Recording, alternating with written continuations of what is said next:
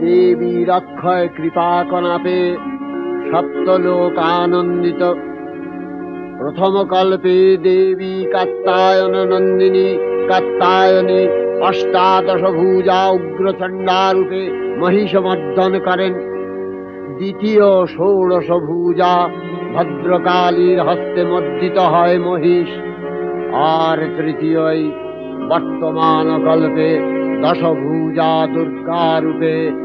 महादेवी सुसज्जिता महिषमर्दिनी अखिल मानव कंठे ध्वनित